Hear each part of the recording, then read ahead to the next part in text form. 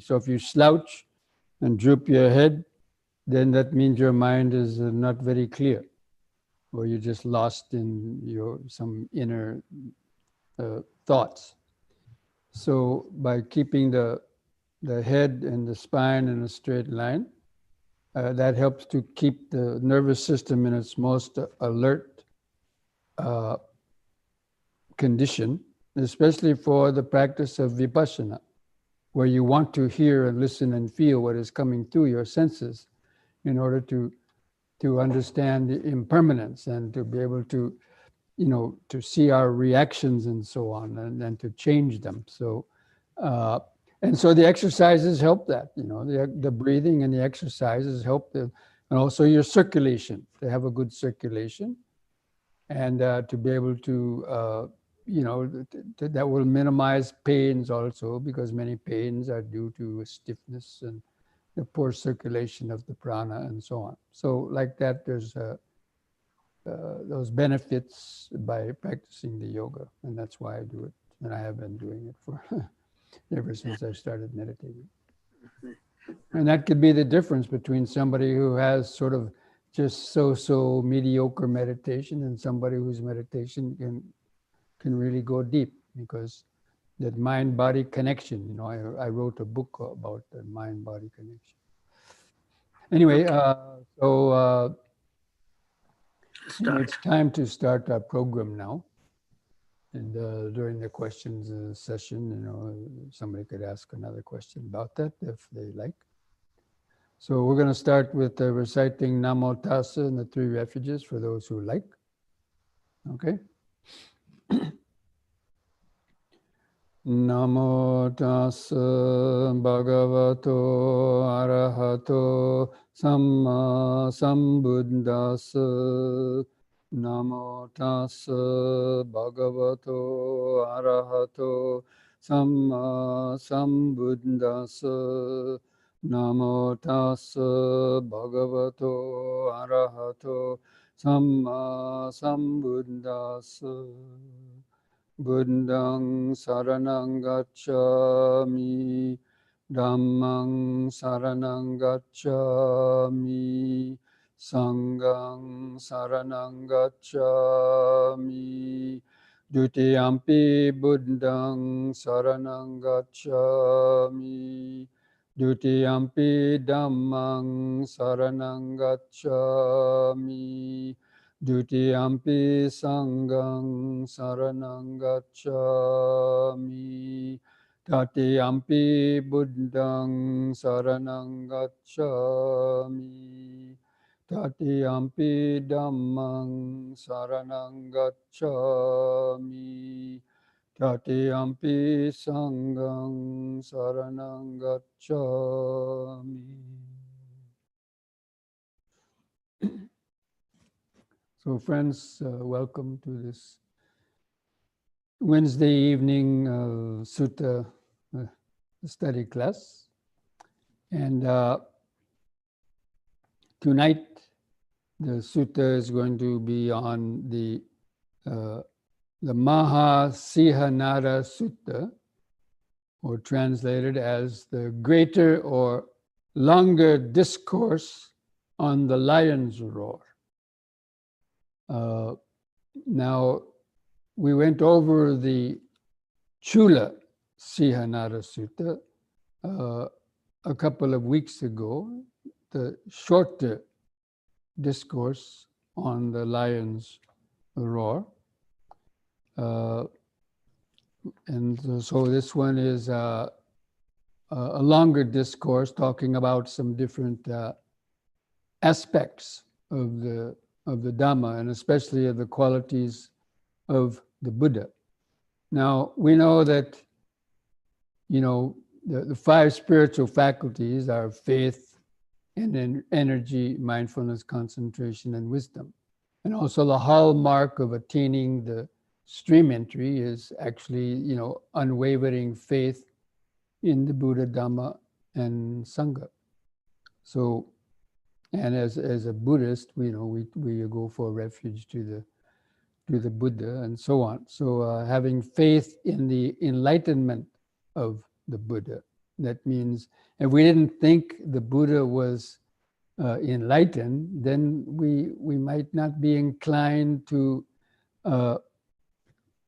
practice his teachings, because it's difficult for the most part for most people to practice the Noble Eightfold Path, and also or become a renunciate if that's the path you are taking.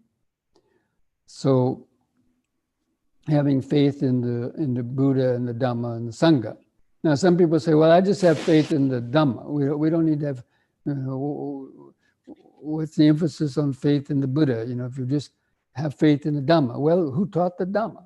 The Buddha taught the Dhamma. And if it wasn't for him teaching the Dhamma, we might be following some other kind of Dhamma. That may be all right, but for those of us who, like the Buddha's teaching and have know that they work and they're based in reality, so we have faith in the person who discovered that Dhamma, because it had been lost, the pure Dhamma. So anyway, having faith in the Buddha is one of the hallmarks of having faith in the Dhamma. Now, when we practice meditation and you understand the depth of the mind and how the Buddha explained the nature of the mind and karma and so on like that, you realize, somebody who could explain all that in such detail and explain how to actually access it, they must have something on the ball, right? They must be pretty enlightened. So in that way, we have also faith in the Dhamma and the Buddha. So this sutta, again, it occurred in Vesali. And, now there was a person named Sunakata, and he had been a monk before. He had been a monk under the Buddha. But he got disillusioned or disgruntled, and he gave it up. He gave up the training and reverted back to his lay life. And it seems that, it's just like some others, they thought the Buddha wasn't very, couldn't have been enlightened because he wasn't demonstrating any psychic power, superhuman abilities, according to their viewpoint. And there's some other sutras in which monks left the robe because the Buddha wouldn't demonstrate any psychic power. So anyway, this person was bad-mouthing the Buddha to other lay people, and saying that, this monk Gautama, he doesn't have any superhuman states. He doesn't have any distinction in knowledge and vision worthy of the enlightened ones.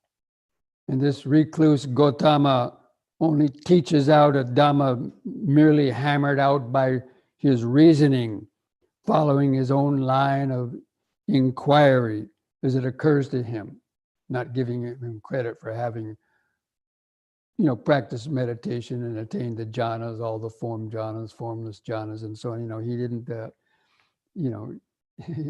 give the Buddha any credit for that.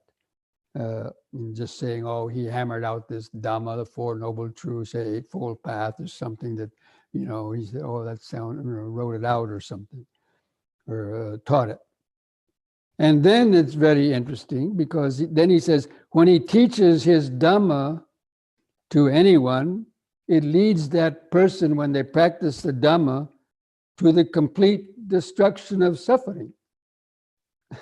So this guy, Sunakata, is thinking that reaching the complete destruction of suffering is somehow inferior, is a lower attainment than, let's say, having psychic power, be able to fly through the air, walk through walls, and do other types of levitate and so on. So this must have been what, this Sunakata was thinking, oh, he just teaches people to reach the end of suffering. I mean, well, of course.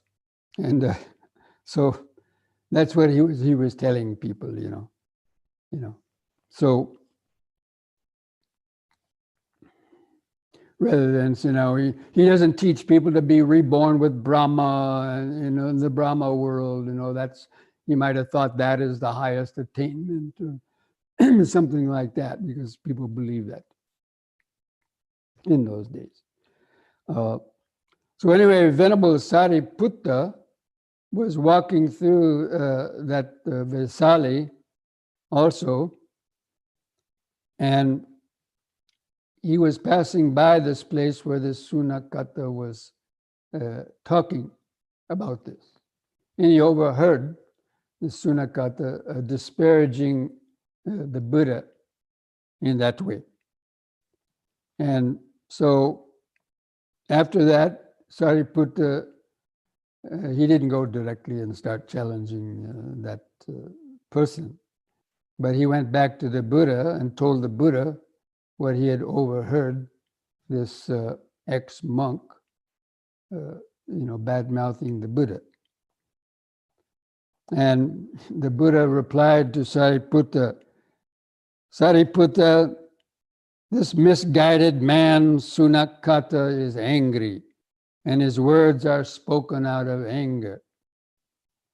Thinking to discredit the Buddha, where he uses the term Tathagata, he actually praises me.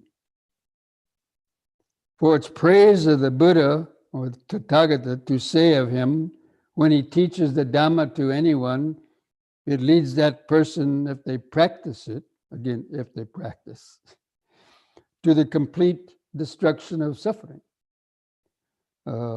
And that is tantamount to attaining Nibbana, which is the goal of the Buddhist practice, not being born in the Brahma realm or gaining other types of psychic power. So the Buddha goes on to tell Sariputta, this misguided man, Sunakata, will never tell of me according to the Dhamma that the Buddha is accomplished, fully enlightened, perfect in knowledge and conduct, sublime, knower of the worlds, incomparable leader of persons to be tamed, teacher of gods and humans, enlightened and blessed. He'll never, say those kind of things about the Buddha. And he will never infer of me according to the Dhamma that the Buddha enjoys the various kinds of supernormal power. I'm not going to read it all because hopefully you would have read that and you may be familiar with these various types of psychic powers, such as, levitating, walking through walls, and so on. And you'll never, tell others that, that the Buddha can read the minds of other beings and so on. So he, he's telling that about this Sunakata will never explain those things that the Buddha has.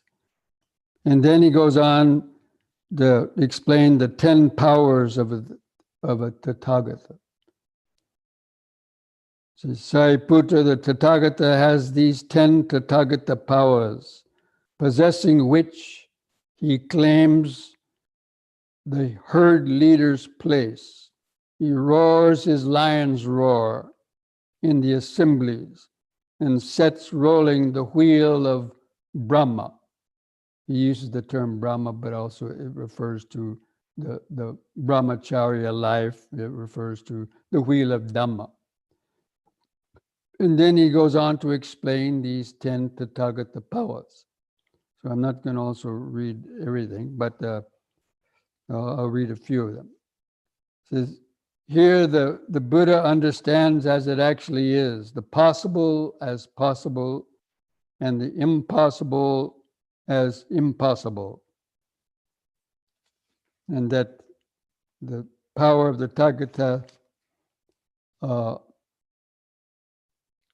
that he roars his lion's roar in the assemblies and sets rolling the wheel of Brahma. So basically he explains that the possible as possible and the impossible as impossible. That means, just for an example, it's possible that somebody who practices the Eightfold Path, Sila, Samadhi, and Panya, will reach the destruction of suffering and the attainment of Nibbana. But it's impossible for somebody who doesn't practice it and who leads an immoral life and doesn't meditate. It is impossible for them to reach such a state as the end of suffering. That's just one example. And basically, the powers of the Buddha are understanding about karma and rebirth. So he understands all the nuances about kamma and what actions lead to what results and what destinations, such as the different realms of rebirth, what kind of karma that you perform to be, born in, as an animal or as a human or as a deva or in the hells or as a hungry ghost. Most people don't even know there are these different realms. Well, they may know the animal realm or the human realm, but most average people know nothing about those things because their minds are shrunken and they have no knowledge. So the Tathagata understands as it actually is, and also the inclinations of different beings.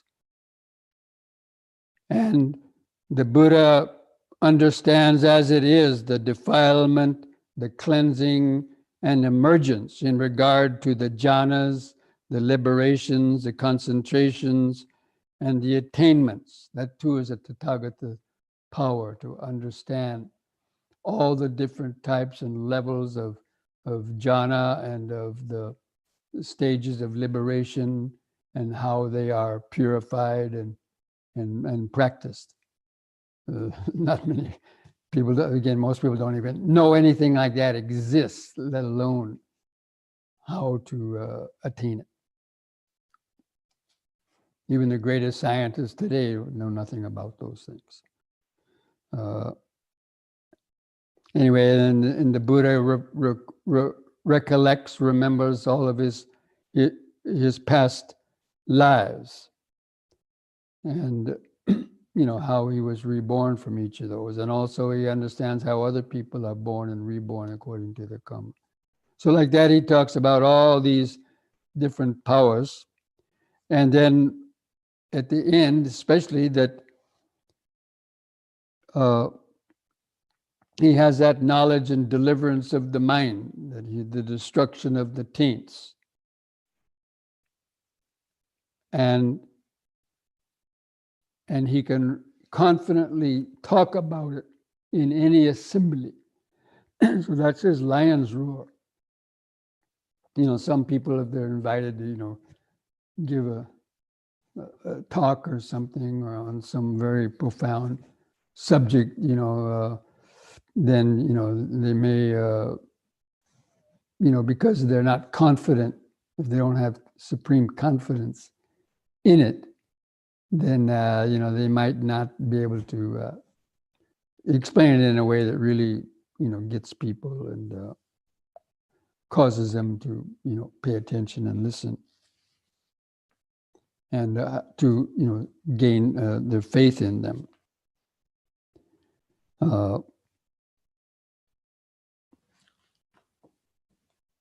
And then after saying all those sayings, he tells Sariputa, when I know and see all these things, should anyone say of the recluse Gautama that he does not have any superhuman states, any distinction in knowledge and vision, and that his Dhamma is just hammered out by mere reasoning, if they don't abandon that view, then surely as if they have been carried off and put there, that person will wind up, at the time of death, being reborn in hell. So that's pretty strong statement. So, and then he goes on to talk about that the Tathagata has these 4 kinds of intrepidity, possessing which he claims the herd leader's place, roars the lion's roar in the assemblies. And basically it's just repeating some of the other kind of things. He sees here I see no ground which any type of a religious person, any recluse or Brahmin, god or Mara, or generals or kings or anybody else in all the world could, in accordance with the Dhamma, of course, accuse me of not being fully enlightened. And seeing that ground that no one could accuse him of that, he abides in safety, fearlessness, and intrepidity. Or no one could accuse him of having destroyed all the defilements.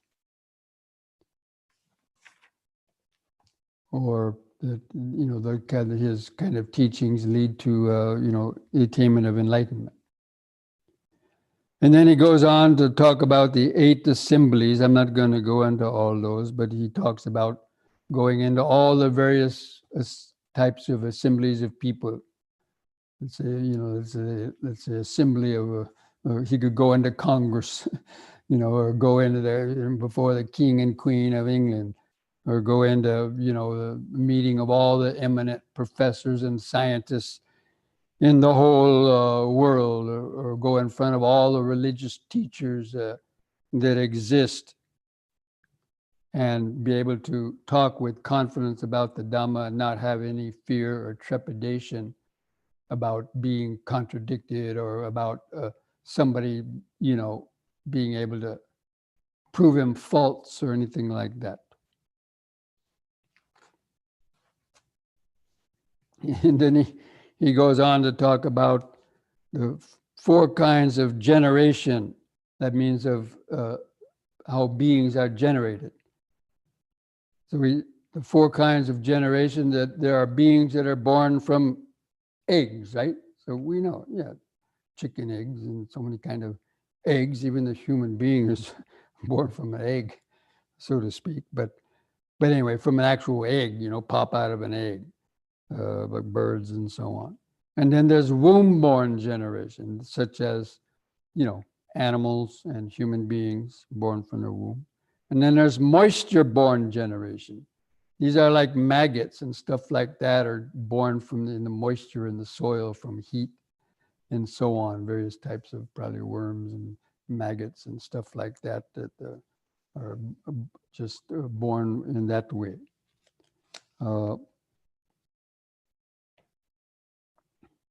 And then there's spontaneous generation, the beings that are born spontaneously. And basically that's like people born as in the Deva Lokas and in the God realms. They don't go through any type of birth really or anything, they just kind of just spontaneously are reborn already with a body and so on.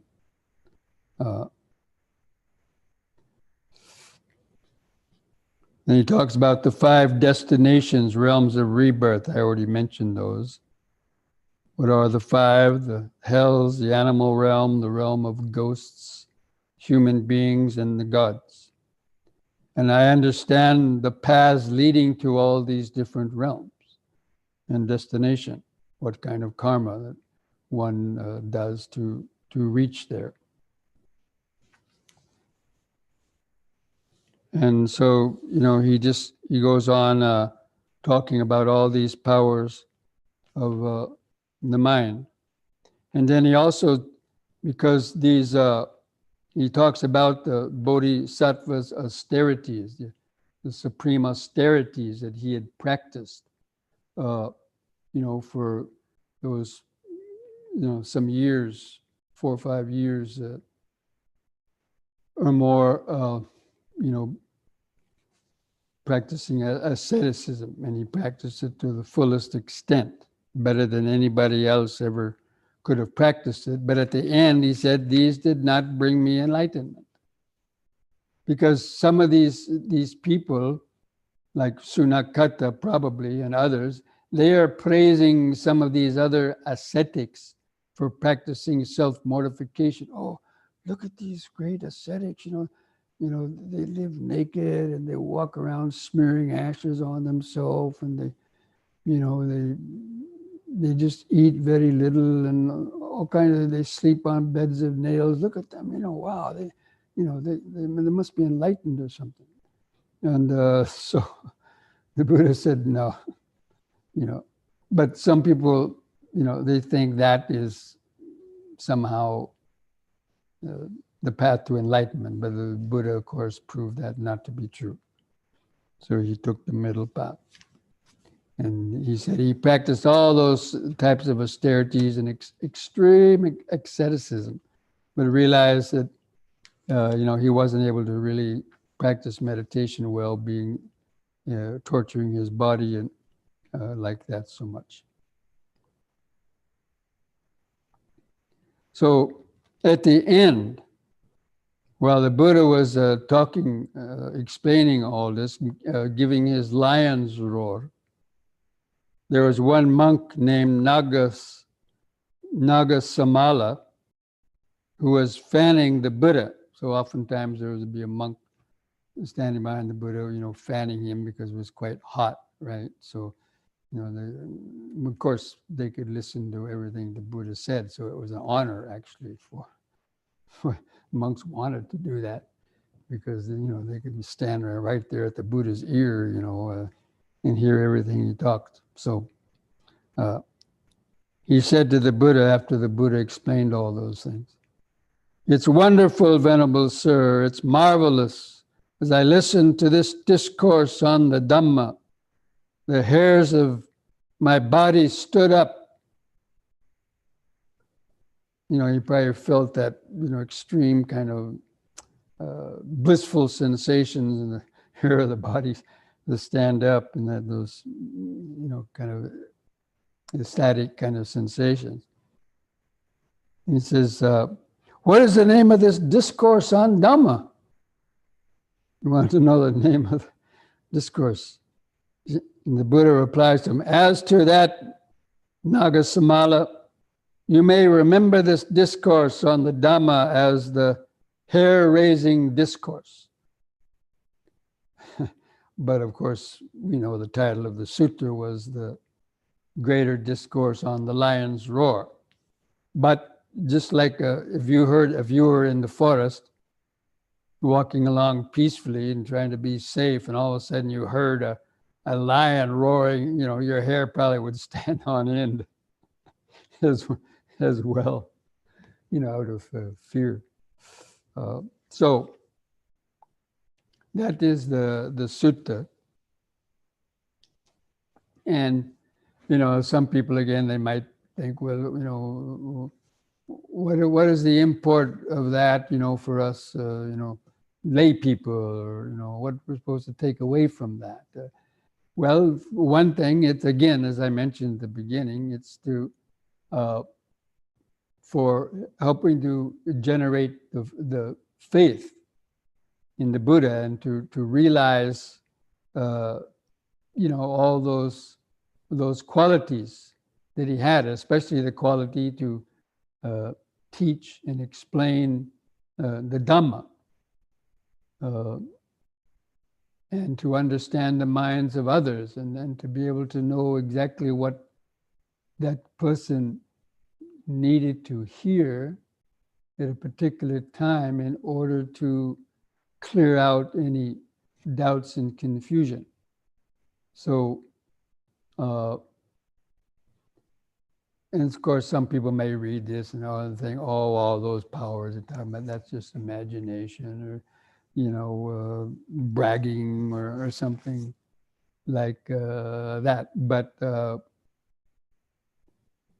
nevertheless, when It's mainly by, when you study the teachings and see how clearly, the path to liberation is explained, and all the nuances of it, and especially the practices of meditation and practicing the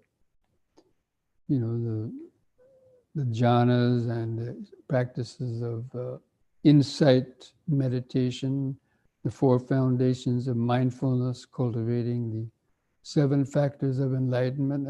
No one talks about that these days, do they? Except the Buddha. Can anybody tell me somebody who talks about that except the Buddha? Now, there are some other people who may talk about meditation, but they don't explain it in such a clear and systematic levels, with such clarity and with such so many different types of examples. And so, no one can just make that up. It's not just made up hammered out through intellectual reasoning. It was hammered out by his many, many years, lifetimes of, practice, cultivating meditation. Anyway, so that's the Buddha's lion's roar. And, when he mentions those things, the people around him, of course, have no idea or not even an iota of any of those things they could do. And he says it with confidence that, people believe it because of the purity of the mind. So anyway, that's why it's... And he gives his lion's roar. Okay, so does anybody, let me see if anybody has any chat question. Doesn't look like there's anything in the chat so far.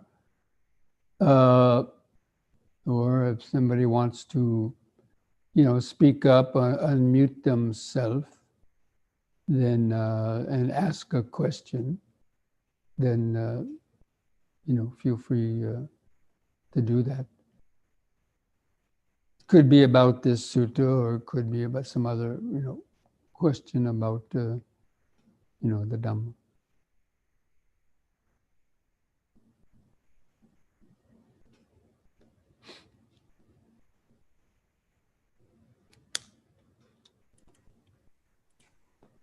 Bhante, question. When we recite Namo Tassa Bhagavato and go all the way to Paratipata Pansil, what should we keep in our mind so that we can fully devote attention? What should we, rather than repeating or memorize and reading it? Well, to understand the meaning of what you're saying, like Namo Tassa Bhagavato, I respect the Buddha and he has his qualities. He's a Samma Sambuddha and, Iti Piso Bhagava Arahang Samma Sambuddho. You have to understand the meaning of the words and recite it slow enough that you can kind of almost think about the words and the meaning of that. The teacher of gods and humans, incomparable trainer of persons to be tamed, teacher of gods and humans, even teaches the gods in the heavens. Because they don't even know Dhamma. Not the Buddha Dhamma, not the real Dhamma. So anyway, it's having the understanding. When we recite it, we're just recalling that to mind to, increase our faith and overcome, doubts. So the refuges. And, why are you taking refuge in the Buddha, Dhamma, and Sangha? Because that's the only thing that leads to the end of suffering. So, does that answer your question? Yes. Okay. Yeah, we have to understand the meaning.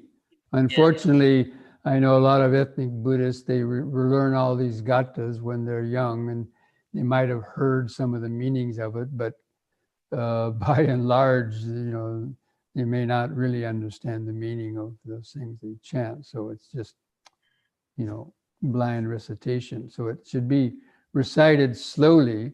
It is a meditation. You could spend a whole hour just thinking about those qualities of the Buddha, and the Dhamma and the Sangha. And it's done to increase your faith, to solidify the faith and so on, so that you will want to practice, overcome your laziness, to practice the Dhamma, which is, getting up earlier for meditation and doing a daily meditation and, studying and so on, practicing sila. Any other questions out there? Bhante, there is a question in the chat box. There is? I don't see any. Oh, wait a minute. Okay, there is one. I grew up hearing about these idis, supernatural powers, demonstrated by saints, yogis, and other enlightened people. But I have not seen anybody living with these powers. I even went to the Kumbh Mela, where the saints gather, and asked them about that.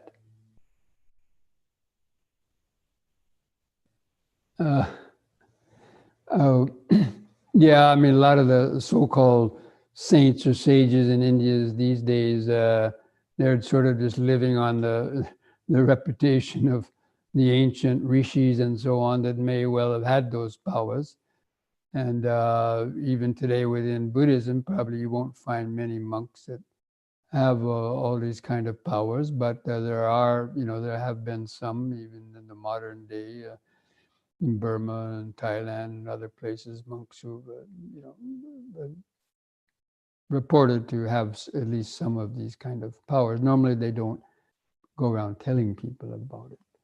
But so anyway, those kind of powers are not even necessary to attain enlightenment. It is said that Sariputa, who's the captain of the Dhamma, didn't even have a lot of these kind of psychic powers. So having psychic powers is not sort of a guarantee that somebody's enlightened. So that's why, and probably not many people these days, because the world has gotten so corrupted that even have them, and especially they're not going to show them off. So the real Idi is teaching people how to attain enlightenment.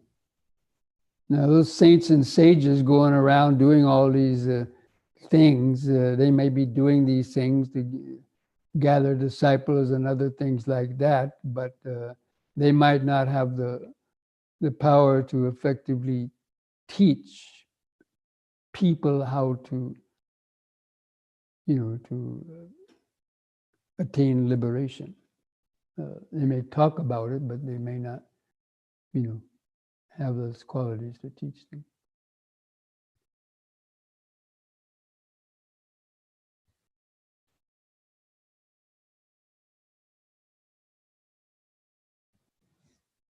This sutta asserts the qualities of the enlightened one. Is this the correct understanding? Yes, basically it's the Buddha giving his lion's roar, because it started because this monk was bad-mouthing the Buddha. This ex-monk who didn't, wasn't able to make it, right? Wasn't able to do the practice, disrobed. And because he was probably wanting the Buddha to spoon feed him or show him all these psychic powers or whatever. And so, he started he disrobed and was telling these things about the Buddha, that the Buddha didn't have any powers. and that his teaching was just hammered out by reason. That's why the Buddha set the record straight by giving his lion's roar, telling that these are the powers of a Tathagata, not even just a normal saint doesn't have those powers, but somebody who had been, a bodhisattva and cultivating the paramitas for, hundreds of lifetimes and so on. So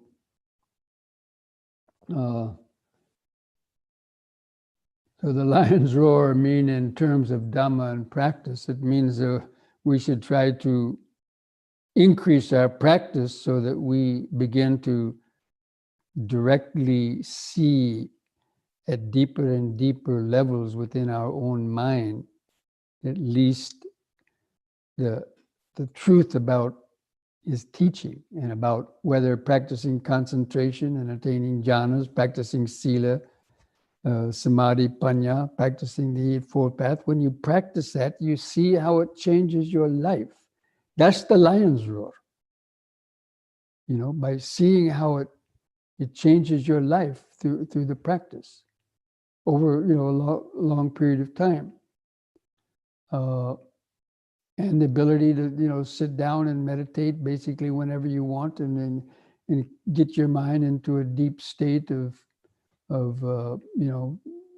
detached awareness and that direct connection to the that understanding of the Dhamma comes to the mind, and be able to see that that's the lion's roar for yourself, and you can't easily tell that to others, but that's what it should mean in terms of our Dhamma and the practice.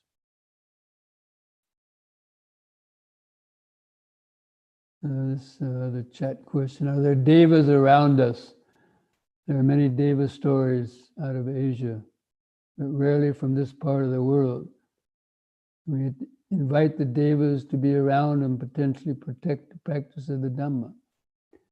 Actually, devas like to hear Dhamma. So at Bodh Gaya is a place, in fact, there's a monk I know, and I believe that he took a photo at Bodh Gaya. So in Bodh Gaya, every winter, the Dalai Lama used to come there, and hundreds and yet thousands of, Tibetans and especially Tibetans gathered in the winter, and monks, and they're doing pujas, and it's a real center of Dhamma activity at Bodh Gaya, in India, in the winter. And the devas flocked there. There was photos taken of these orbs, orbs of light, and people that came out on their camera after they developed them. And a friend of mine enlarged one of these orbs, and it actually looked like a human figure that was floating up at the top of the Mahabodhi stupa. And, that was considered to be a deva. And the Buddha talked about many devas coming to listen to his lectures. And he used to tell people, sit down, there's devas in the back that want to hear my talk, and you're obstructing their view. Of course, they couldn't see them, but the Buddha could. So the devas like to hear the Dhamma. So around Dhamma preaching, they may be. Of course, we can't see them.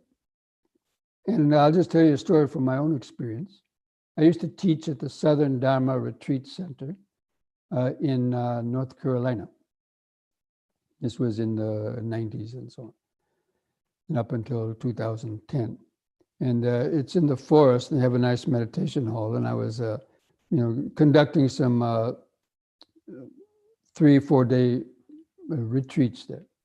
And in the meditation hall one night, there were some flashing lights, just very little, like pinprick of lights, a little kind of just moving around, some red and green and some other white little lights. And of course, I didn't see any devas, but afterward, I just happened to ask if anybody happened to see these lights there. And a few people did. And what I would explain. I mean, there was no other way that light. There was, it was dark. It was at night. It was, except for the candle light. That was the only light in the meditation hall. But these like little firefly lights were quite a lot of them. Were in the hall, and I had been giving some Dhamma talk there. So who knows? Jokingly I said, yeah, these are probably devas, but of course I don't have any absolute proof of that. But so devas do like to hear the Dhamma, and to be around people whose minds are thinking about the Dhamma, not people with the polluted minds. So, and that's about all I can say about it. About the devas, anyway.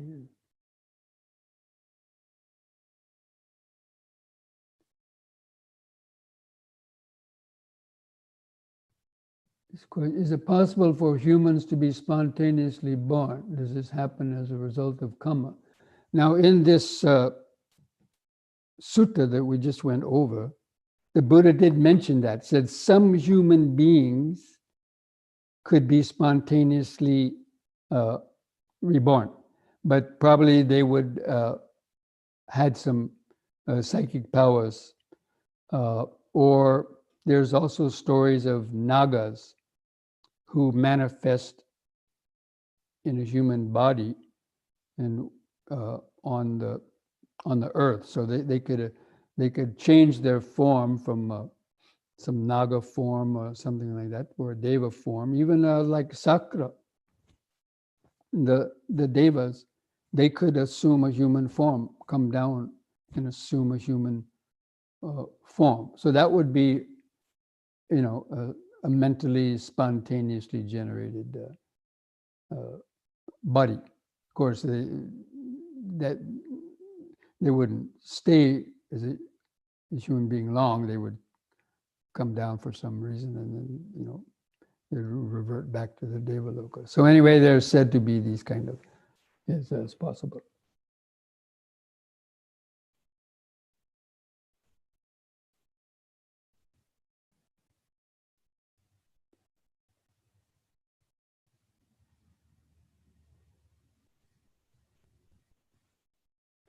What happens to the unexperienced karma after one attains enlightenment?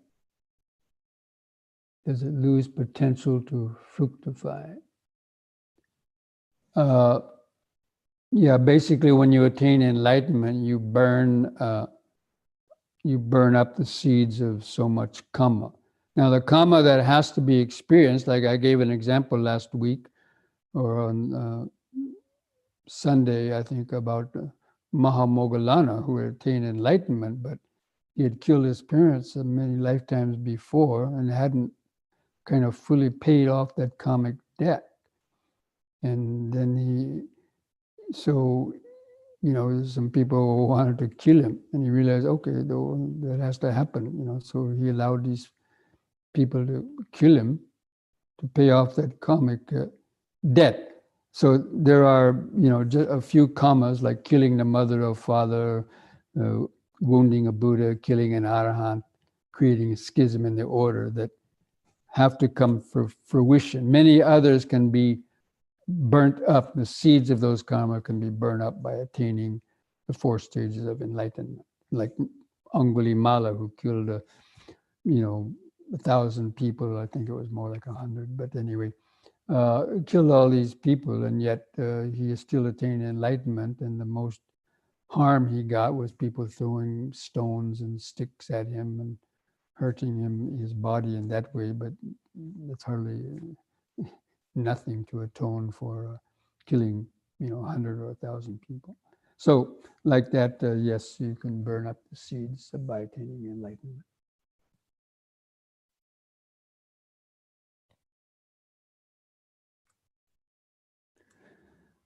Okay, so looks like maybe most of the questions. So now, Prashant, you want to show that little video? Sure, Bhante.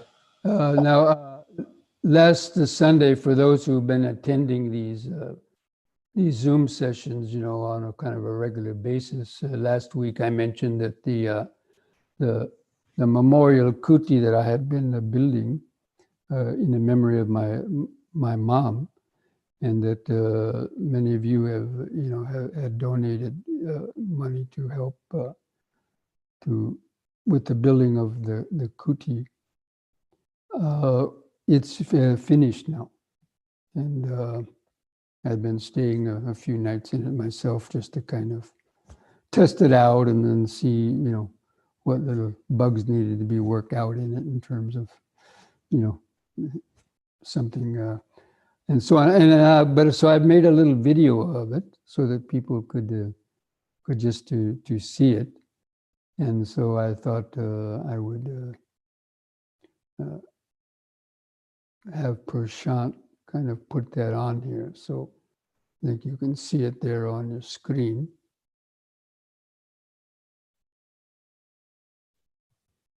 You're going to start that video, Prashant? With the sound? I don't hear any sound. Now that's the outside of the Couti. Actually, there's a block of rooms. We've only done 2. So the orange colored rooms, those are the ones that are finished. And that first door, white door, is a kind of a little workshop that I had created first in order to work on the rest of it. And the door with the French windows, a French door, that's the room that I'm calling Rahula Mata. So Rahula Mata means the mother of Rahula. So I'm going to we don't have a sign up on the Couti yet, but that's sort of what I'm dedicating to her memory. The yard, there's a burn pile where we have bonfires, sometimes during retreats or other times in relationship to the main house.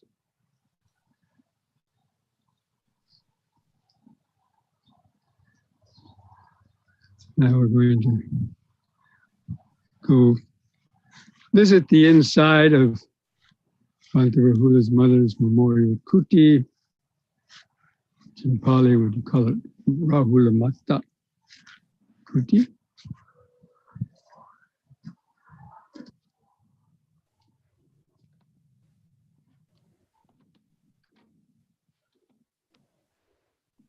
Going inside.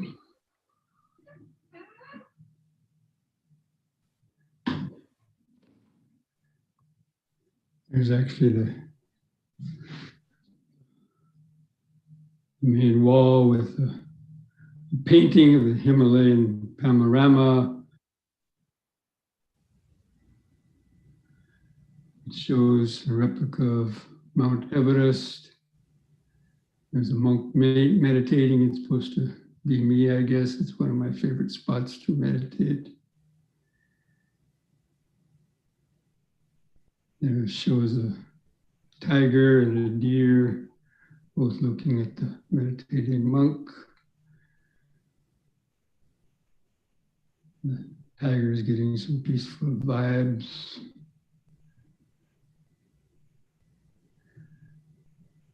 And this is the ceiling, the tongue and groove, Nadi pine ceiling.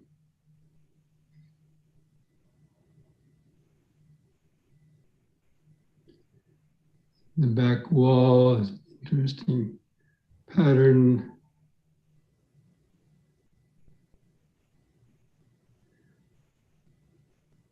The floor is vinyl planking, there's a little space heater.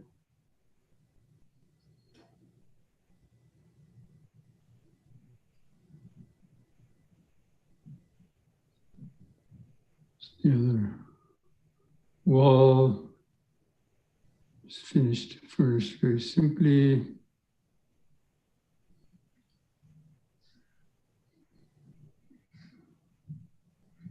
There's a view of the outside.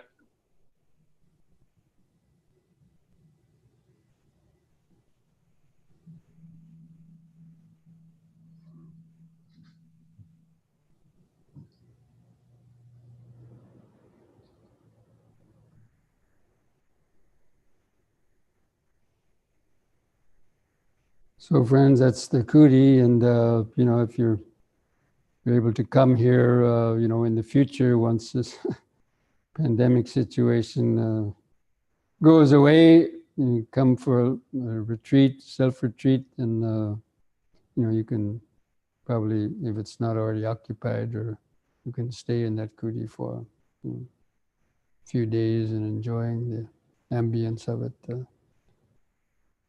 And those other rooms that have not been done, we're going next spring.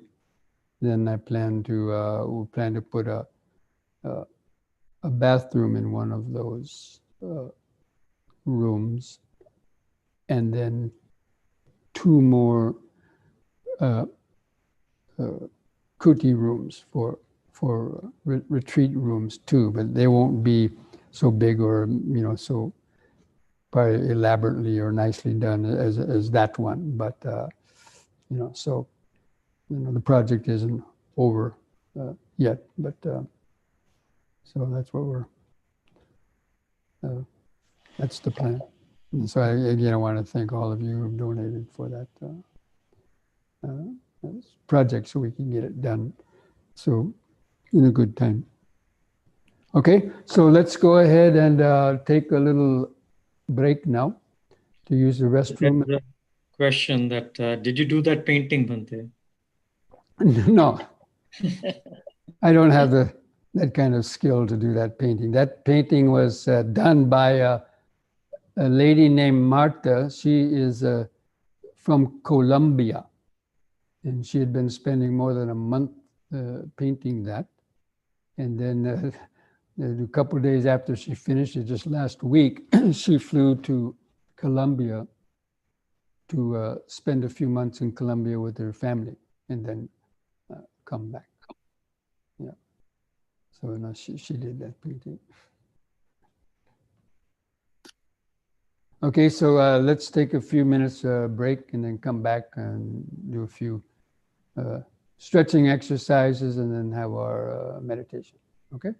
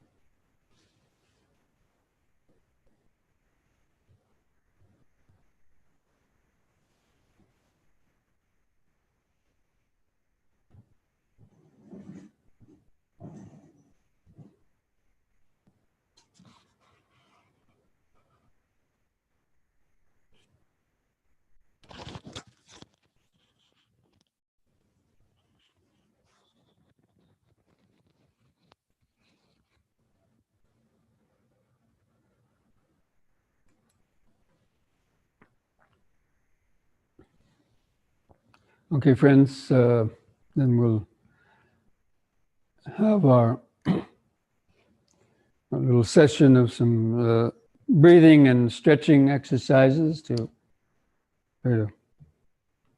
get connected in the body and have a good circulation.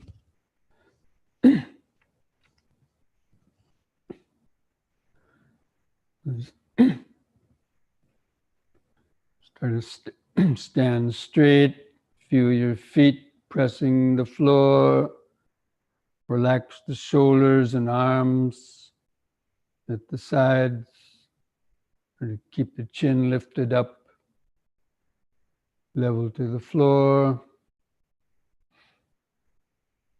Just mentally feel a standing body, then begin some 3-part breathing or deep, slow breathing, starting the air in the lower lungs, drawing the air up through the middle, feel the expansion in the upper part of the chest. Hold the air in the lungs 2 or 3 seconds, then feel the relaxing contractions of the out breath. Just take a few deep, slow breaths like that, oxygenating the bloodstream.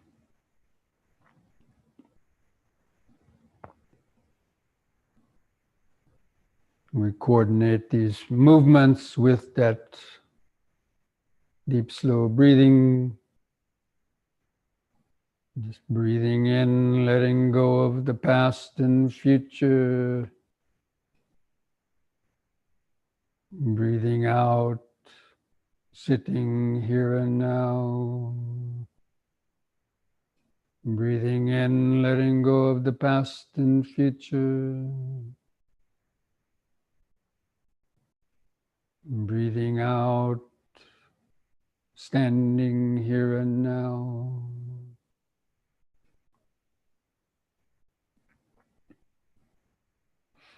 Now with the next in-breath, raise the arms over the head, interlock the fingers, turn the palms up, straighten the arms, stretch your head back, arch your lower back a little. On the out breath, turn the hands down and touch the top of your head.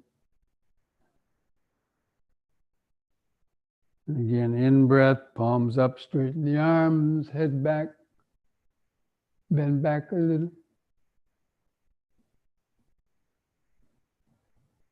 Out breath, touch the top of the head.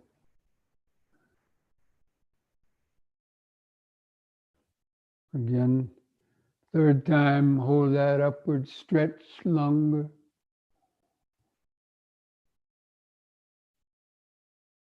Feel the sensation.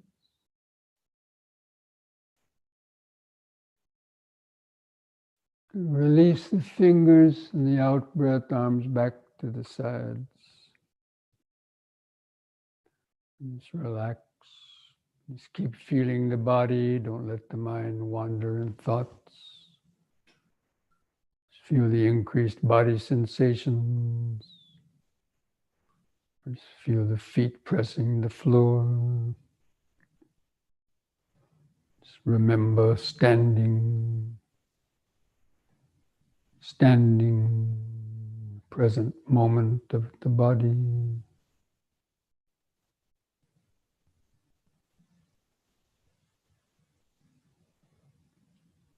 Just letting go of your thoughts. Just let the thoughts come and go in the back of the awareness. Get the feeling of the breathing body in the front of the awareness. And then next on an in-breath, push up on the toes while raising the arms up like this, facing the palms toward each other and stretch. Out breath, arms back to the sides, heels to the floor. Use the breathing to help lift and lower the body. In-breath.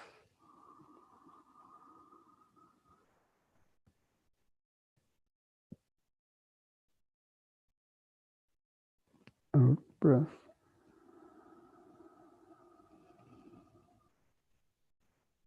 With the breathing in and raising the arms. Raising the arms helps to draw the air into the upper part of the lungs.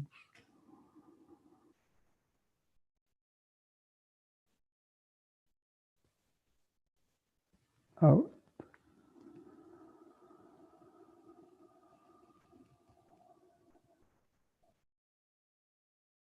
Relax.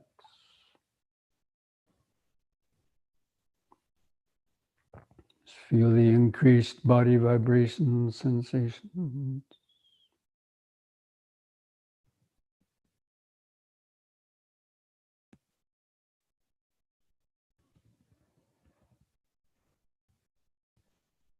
It's one of the main points in doing the exercises to help keep the mind grounded, centered in the body, feeling the subtle body vibration, because that will help keep the attention inwardly focused and develop deeper awareness.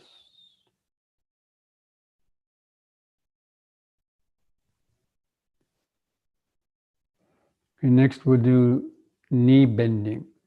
On an in-breath, you can lift up on the toes and raise the arms up front for a balance. And on the out-breath, bend the knees and lower down, balancing on the balls of the feet. Come down as far as you comfortably can into the squatting position. And a deep breath to push up. All the way up on the toes. Out breath.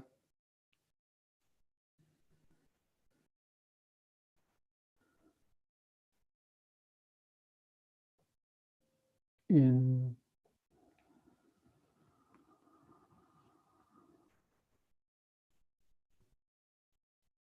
Out. Builds up strength in the legs.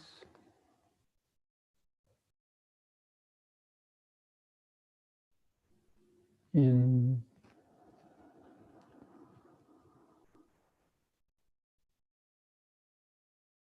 The out breath, relax. Just feel the increased heartbeat, pulsations.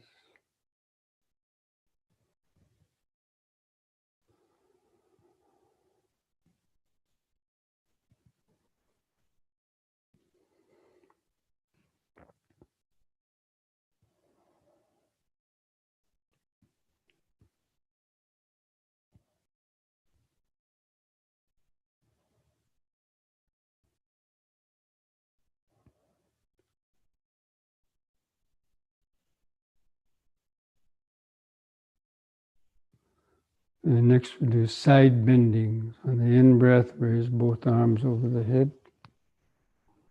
And keep the fingers and the arms straight, close to the head. On the out-breath, bend over your right side, keeping the arms parallel to each other. In-breath, lift up. And then the out-breath, the other side.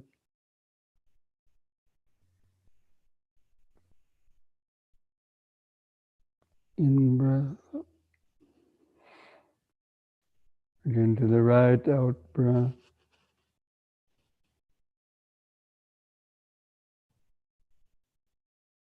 In. Out.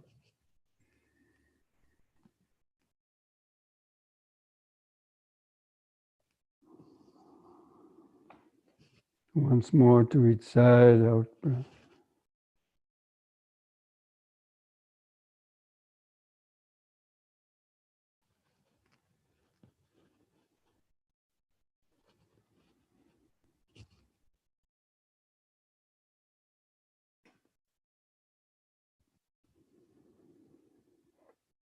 And the out-breath, lower the arms. Just relax. Just keep feeling the body, the increased sensations.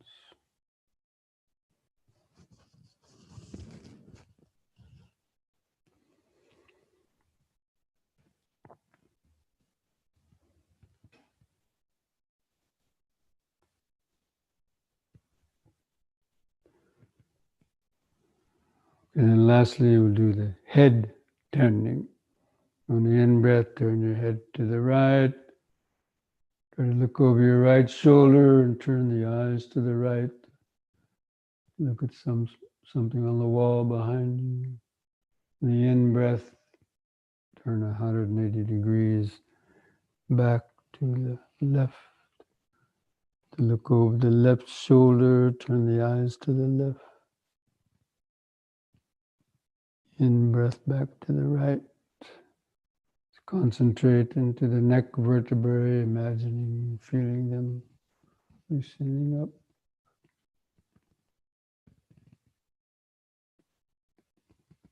Out breath, lift.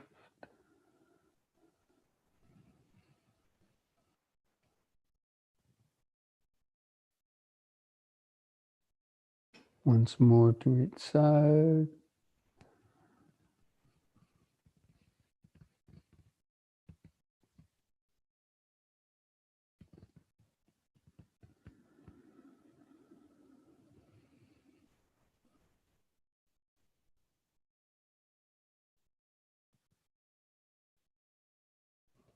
On the in-breath, let the head stop in the center. Feel the whole body vibrating, pulsating with activated life force.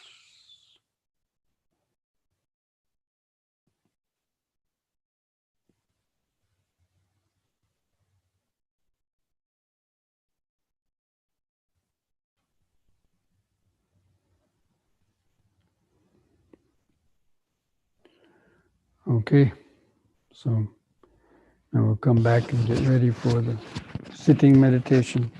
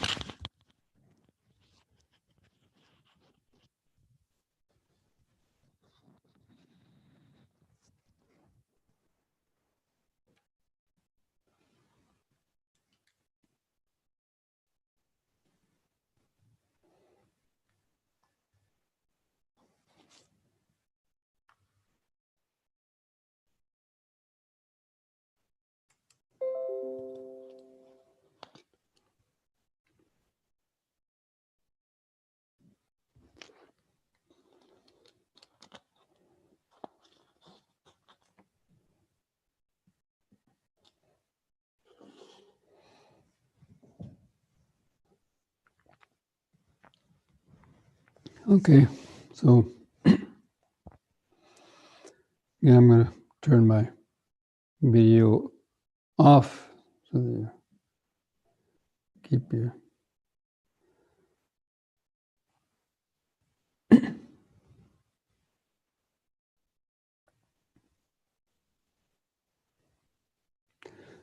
just feel the try to sit straight, keeping the spine and the head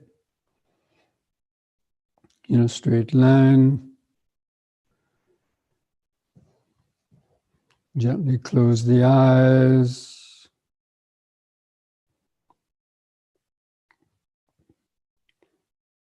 And first of all, just focus and feel where the buttocks press the seat. Feel that contact and weight of the body pressing the seat.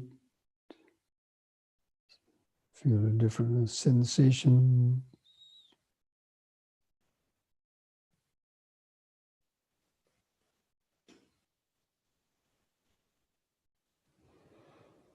And feel the way the legs are bent underneath. And going down to feel the feet and toes, where they press the floor. Try to feel some sensations in your feet.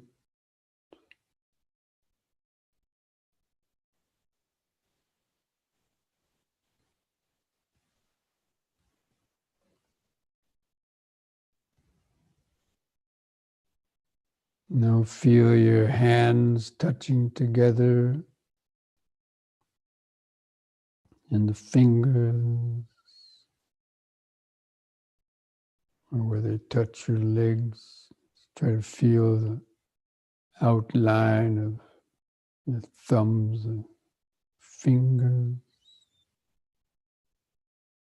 Feel some sensations there, subtle pulsations. Present moment awareness.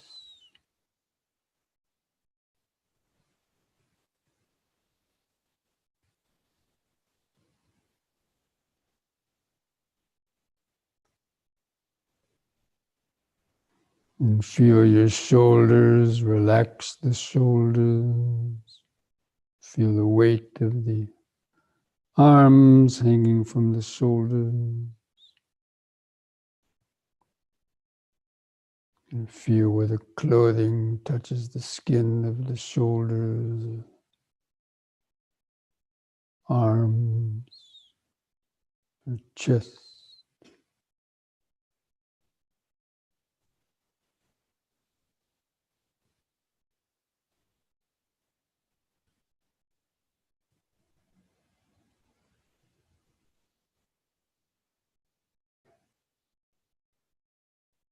And now feel your head balanced on top of the neck.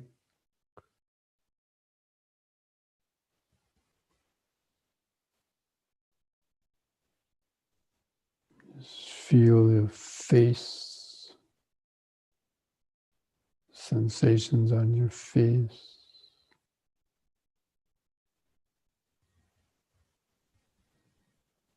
Feel where the lips touch together, the upper lip touching the bottom lip. Feel the dryness or the moistness.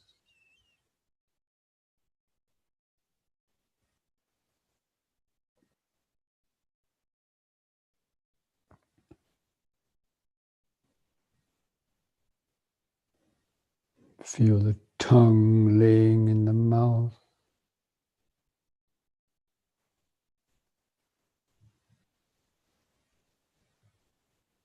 You might feel saliva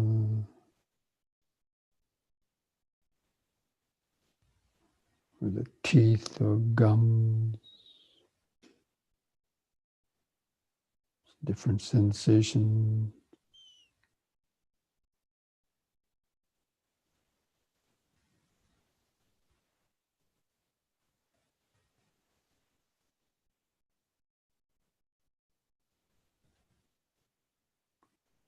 Now feel the outer nose.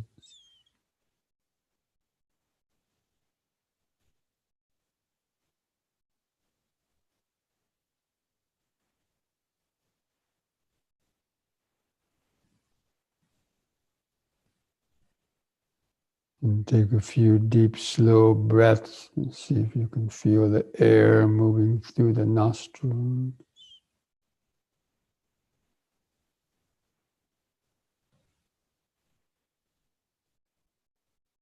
Hold the air in the lungs 2 seconds. Breathe out.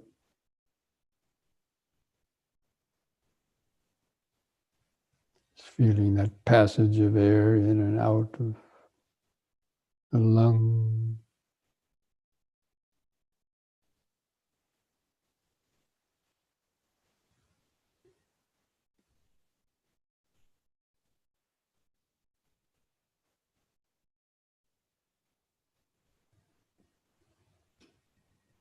Knowing that this body lives on the air going in and out of the lung. All the billions of cells of the body require oxygen, life force through the breathing.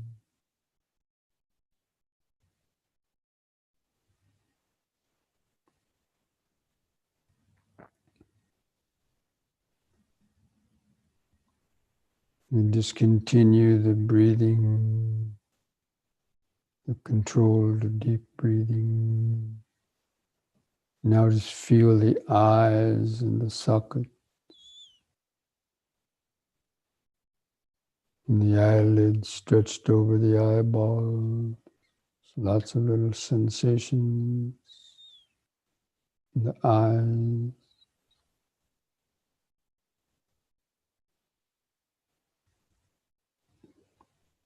You might see some light or color,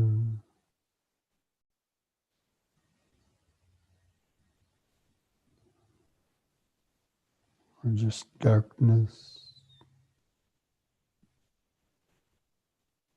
You might feel some subtle eye movements, or the pulse of blood in the capillaries of the eyes.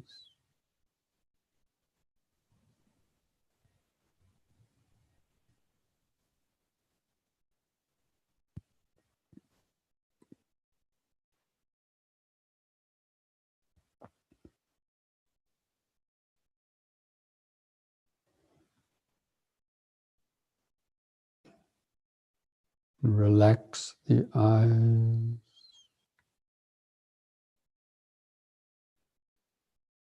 And from that point behind the eyes, just try to feel the outline of the sitting body. Just to feel the sensations of buttocks and feet underneath. The arms and hands in the middle.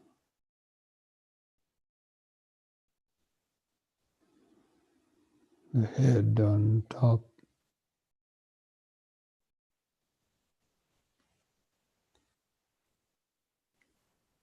Sensations of the clothing touching the skin on different places. You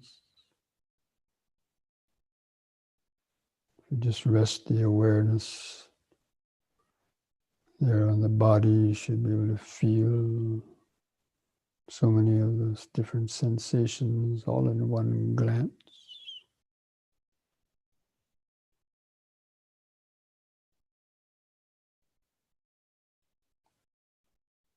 And just try to hold that outline of the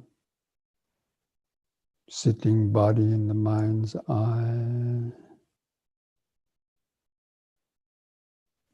And just remember sitting, sitting, sitting. It's the present moment of the body. Then again, start taking some deep, slow breaths, 3-part breaths to oxygenate the bloodstream and help stay grounded and centered in the body.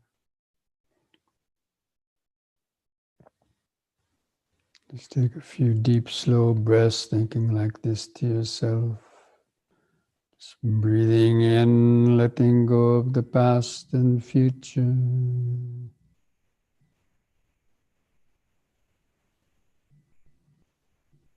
Breathing out, sitting here and now.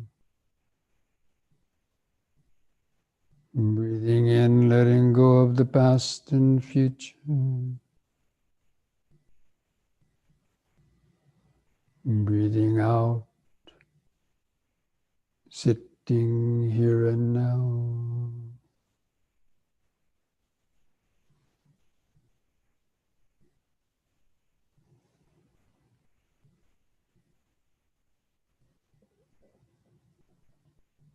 Breathing in, feeling the whole body.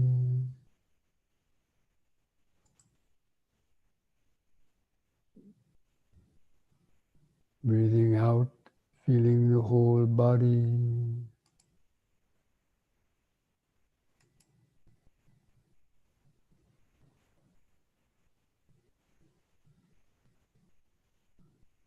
Now we want to try to count the breaths from 1 to 10 to gain a better concentration. Stay focused on the expanding and contracting sensations of the breathing. With the next expanding in breath, mentally count 1. Hold the breath for 2 seconds. Feel that pause. And on the contracting out breath, also count 1. Just feel the last bit of air go out of the lung. With the next expanding in breath, count 2.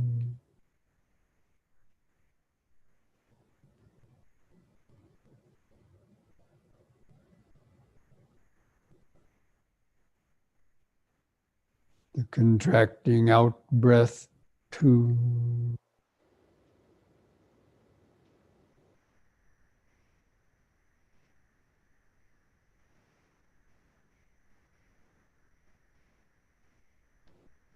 Next in breath, 3.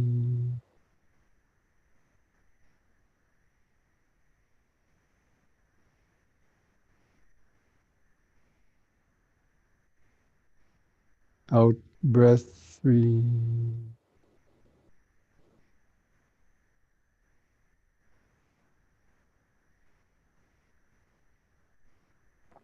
In breath, 4.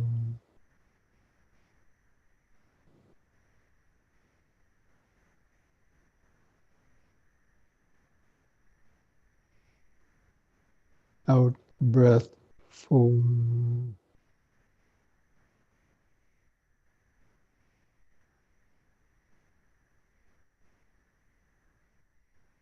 In breath, 5.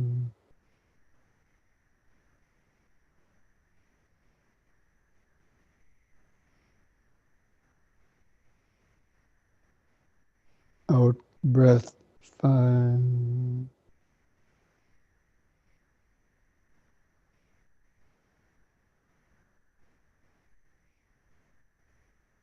In breath, 6.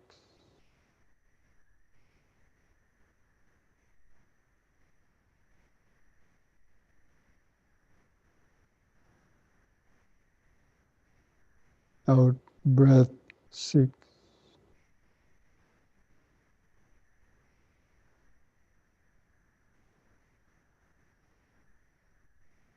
In breath, 7.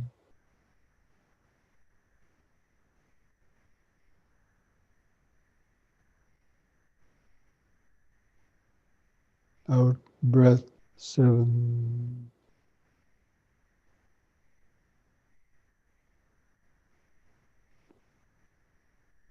In breath, 8.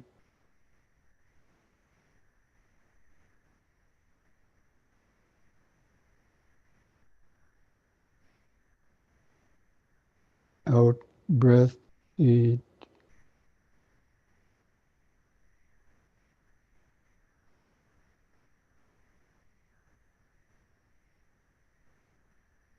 In breath, 9.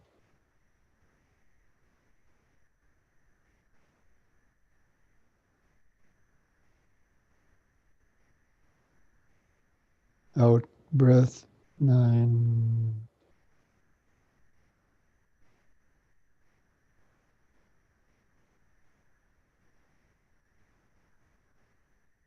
In breath 10.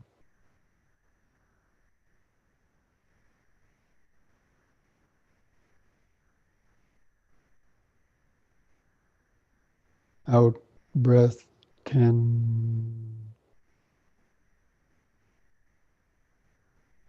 Now discontinue the counting, discontinue the controlled breathing. Let the breathing return to its shorter or lesser volume. And continue to feel it, observe the breathing.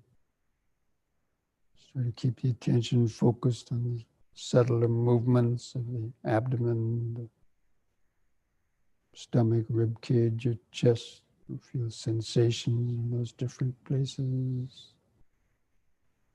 Just make that the focus of your attention, to remember that you're breathing. You simply know that you're breathing in and know that you're breathing out. Know it by feeling it, feeling the sensation.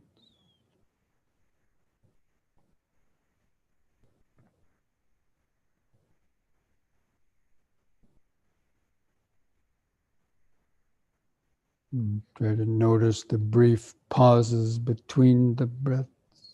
After the in breath, there's a brief pause, maybe just a fraction of a second. And after the out breath, there's a brief pause.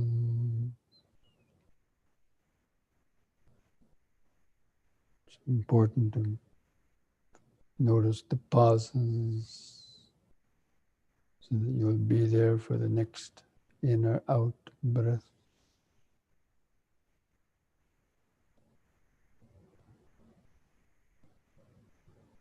So just try to remember those 4 phases of the breathing. The in breath, the pause, the out breath, and the pause.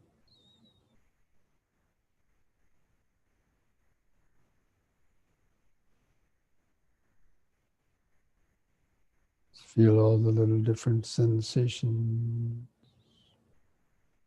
The clothing rub against the skin of the abdomen, rib cage, stomach, or chest, creating friction, sensation, contact, producing the feeling.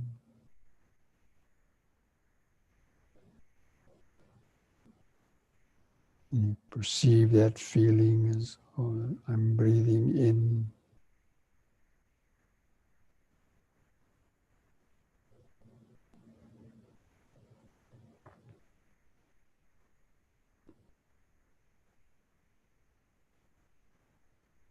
Just try to feel or imagine that you're a scientist sitting in your laboratory. This body is our laboratory. You're looking down the microscope of awareness. Concentration is like the microscope.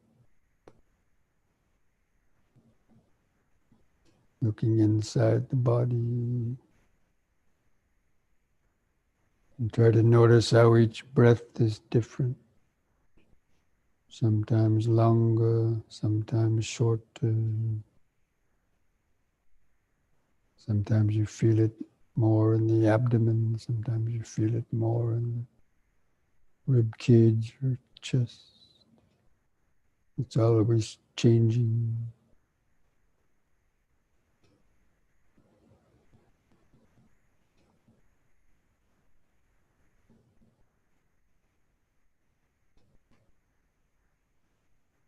Just make the changing breath, the changing sensations in the breathing, your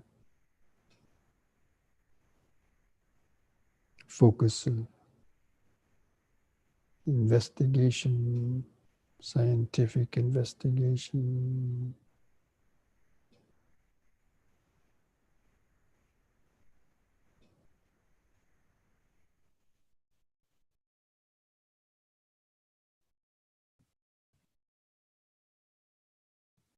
Just keep remembering, just breathing in, sitting,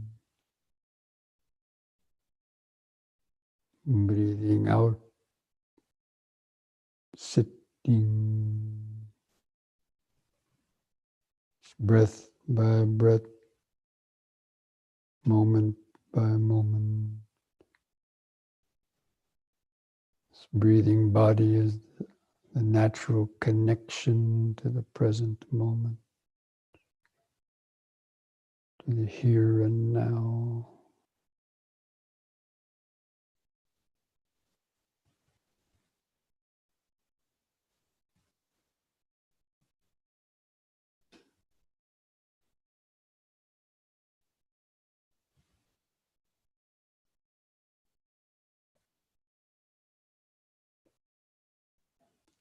Just keep turning up the power of the mental microscope to notice more and subtler sensations of the breathing.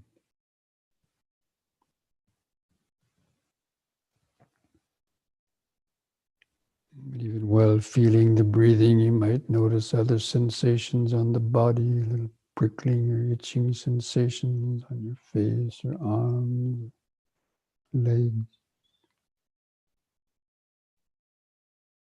Just let them be there in the background.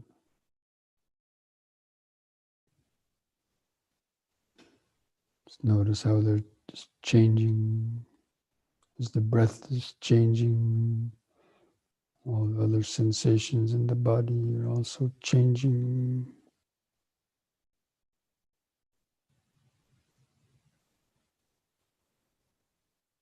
Maybe some unpleasant sensations or irritation.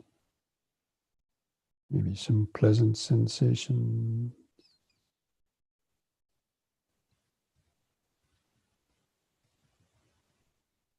It's just the life of this body.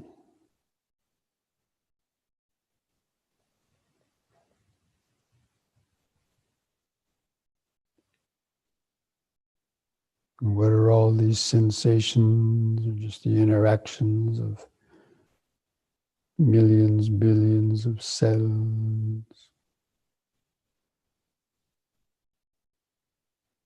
Supporting the life of this body. That's what you actually feel.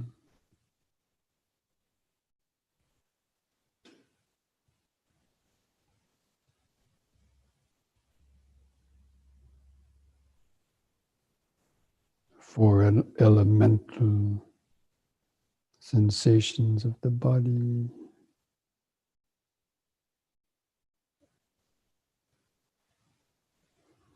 In their impermanence.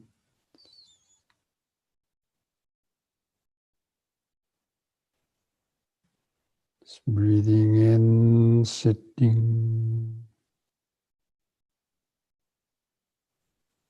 Breathing out, sitting.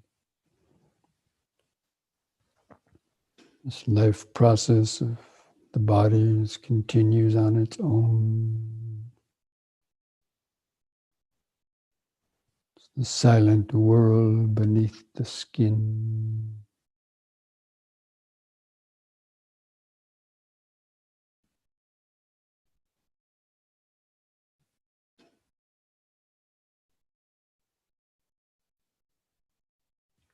At the same time, be alert for thoughts sneaking up into the mind. Just random thoughts, likes or dislikes.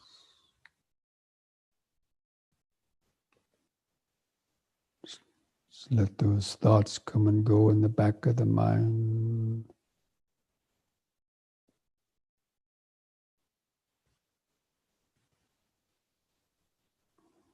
Maintaining that continuous connection to the body process.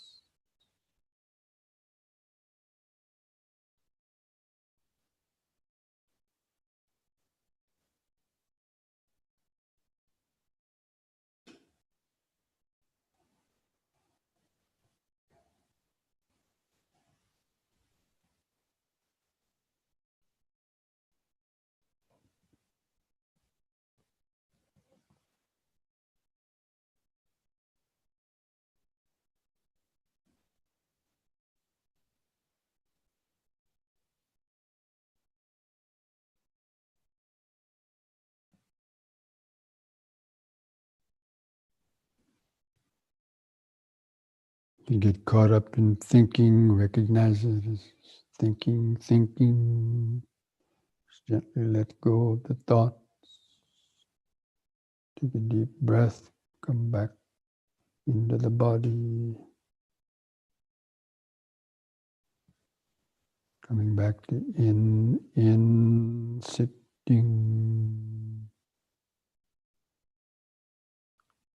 Out, sitting.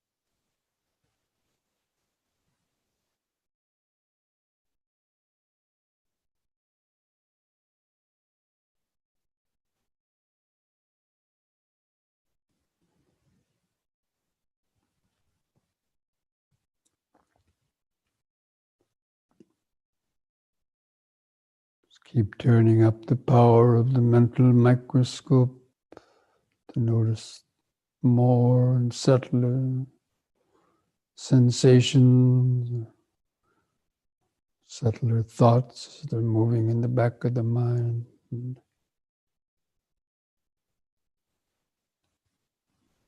recognize any of the 5 hindrances that might come up.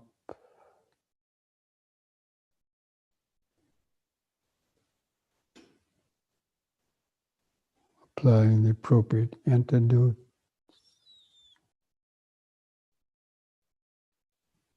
To weaken their hold on the consciousness.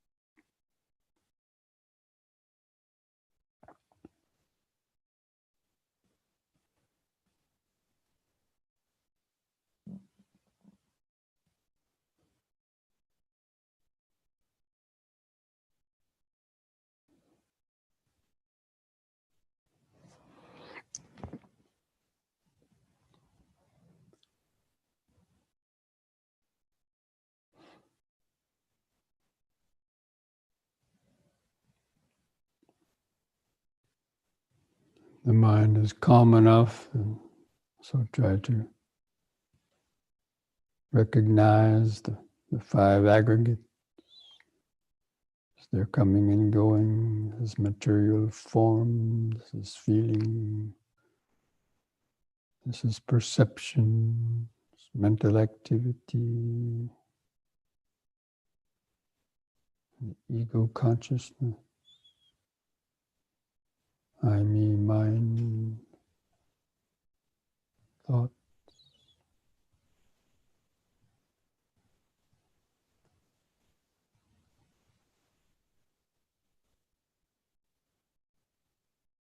All these 5 aggregates are just coming and going under their own power, the power of accumulated karma, or memories, urges, ideas.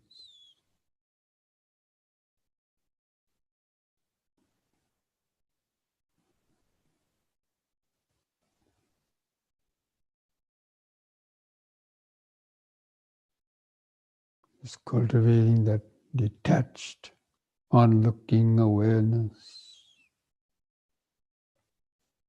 Those 5 aggregates of physical and mental activity. In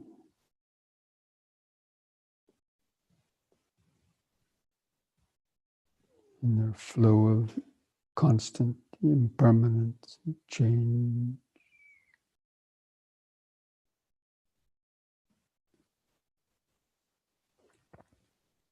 Understanding the problems that they cause when you cling to them as being me or mine.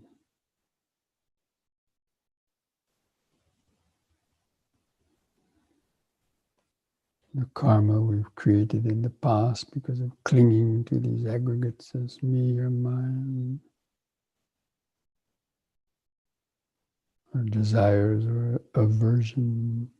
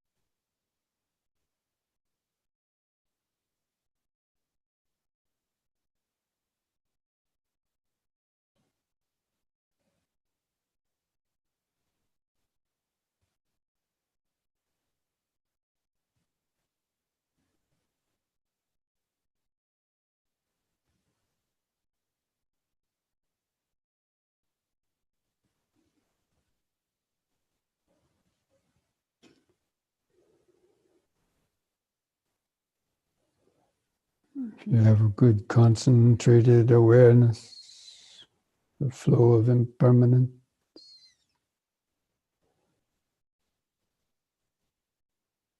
just try to feel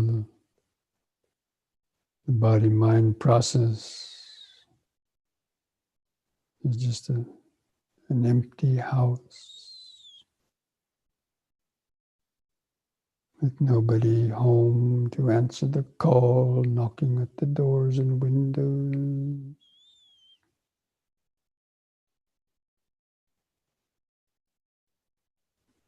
Just let the little chattering ego voice in the background just gradually fade away. It's not I or me, it's just accumulated karma, habits.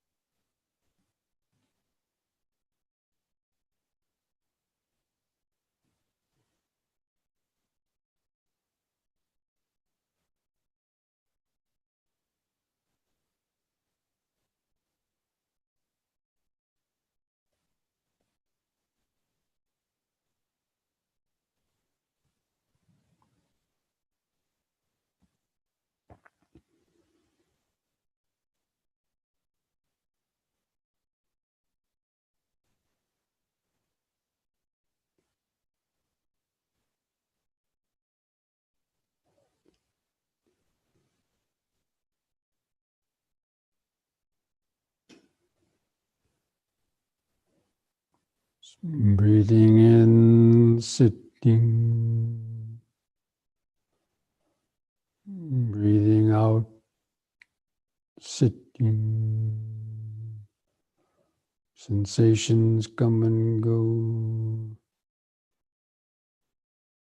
Thoughts and perceptions come and go. Pleasure and pain come and go. Thoughts of I, me, and mine come and go. These are all just the continuous flow and change of five aggregates.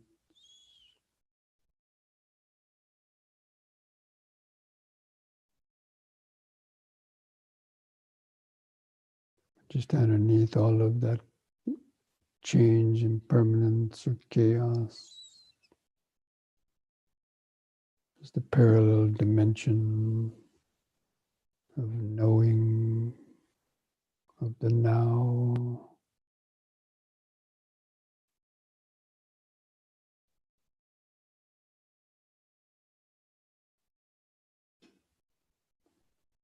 Mental space of the present moment awareness.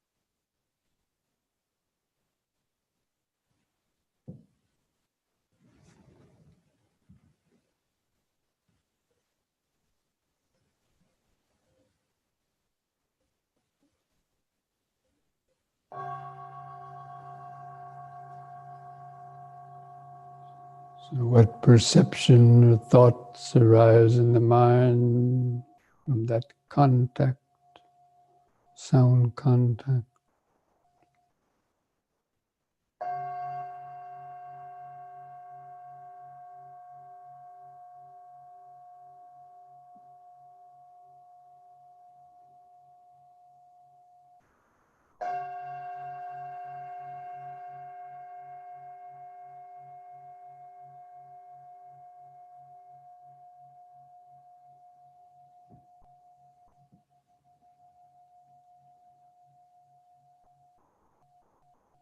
Sabbi sankhara anicchati yada panyaya pasati atane bindati dukhi isamagu visuddhiya.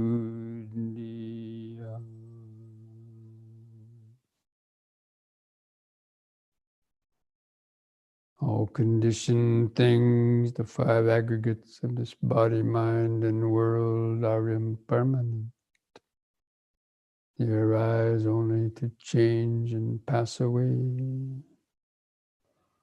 When one understands this, sees this with the eye of wisdom, one becomes disenchanted with suffering. This is the path to purity, to freedom. And thus spoke from the Buddha.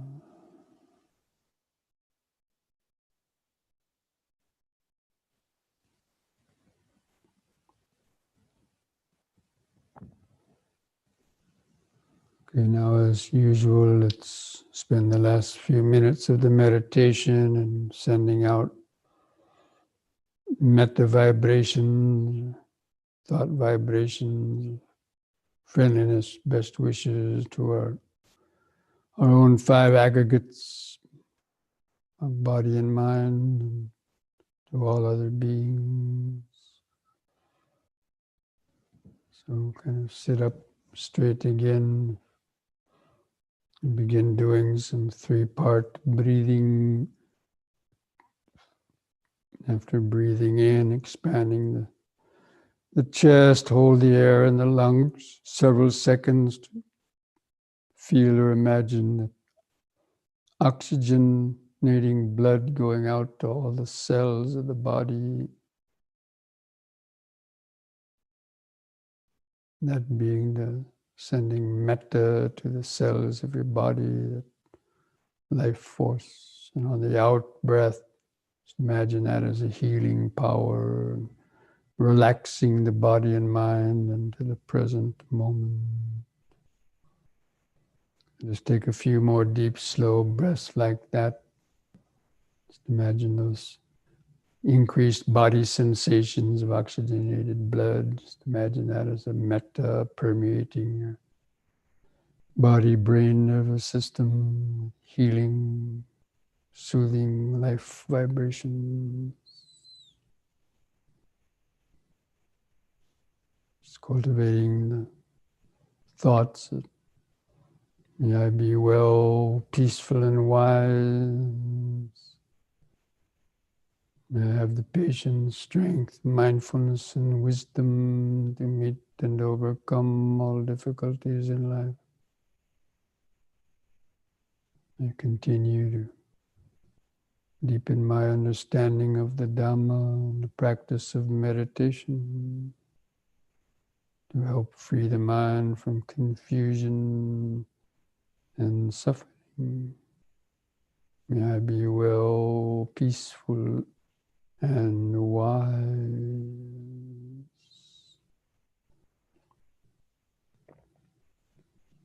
Still try to keep taking more deep, slow breaths, and with each out breath, just imagine these same thought vibrations of metta or pure wisdom, pure love, pure wisdom, sending these metta vibrations to your parents and other family members, even if they've passed away. They're somewhere out there in samsara. And just imagine these metta vibrations bringing calmness and happiness to their bodies and minds. If you know anybody that's suffering, sick in your life now, you can send a few breathfuls of metta vibrations to them. And then with each out breath, just imagine these vibrations going further and further out across the countryside, through the towns, cities, and eventually across the whole country, and eventually surrounding the whole earth. These warm, healing vibrations of metta, vibrations of pure love, pure wisdom, pure energy. Just with the idea that may all living beings, wherever they might be free from greed, hatred, fear, and ignorance. Be free from the pain, sorrow, and sufferings of body and mind brought about by their unskillful thought, speech, and action. May all beings be able to cultivate patience, strength, mindfulness, and wisdom to meet and overcome all difficulties in life. May all beings be able to hear the teachings of the Dhamma, learn and practice meditation to help free their minds from confusion and suffering. May all beings be able to live peacefully and harmoniously together, understanding the ultimate interconnectedness and interdependence of all things. May all beings be well, peaceful, and wise. May all beings be well, peaceful, and wise. It's like a mantra reverberating throughout space. Well, peaceful, and wise.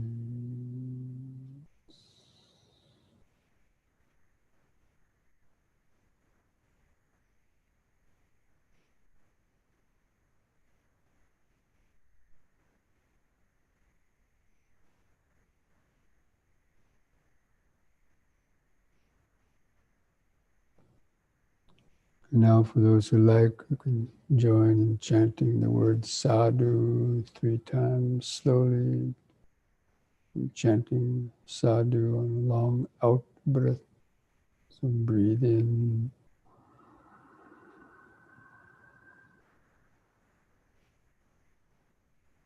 Sadhu.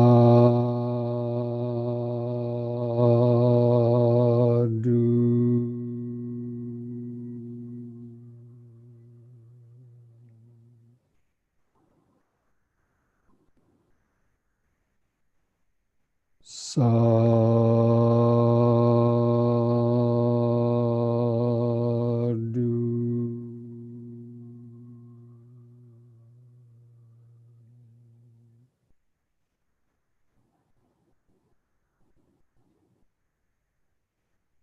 Sadhu.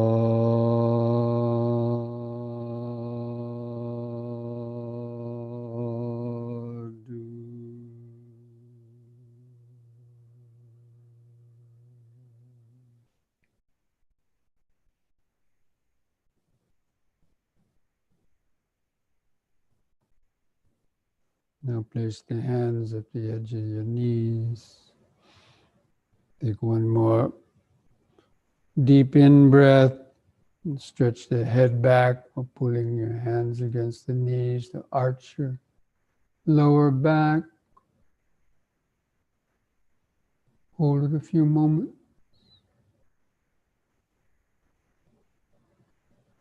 Then lift the head up, and on an out breath, press the chin to the top of the chest to stretch the neck vertebrae.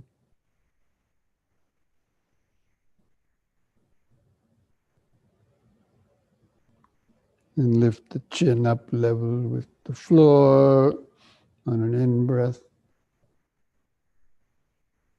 And then relax on the out-breath. Put a smile on your face.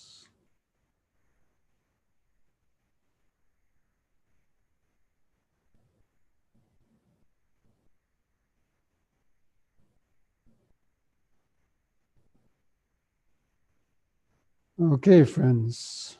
So this brings our Wednesday evening session to an end, and hope you're able to have some peaceful meditation.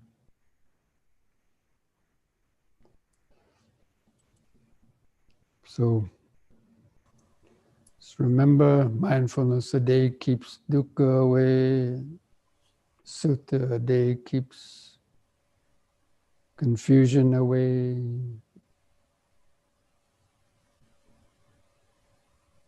And we'll see you again, hopefully, on Sunday or Wednesday. So thank you all for coming this evening.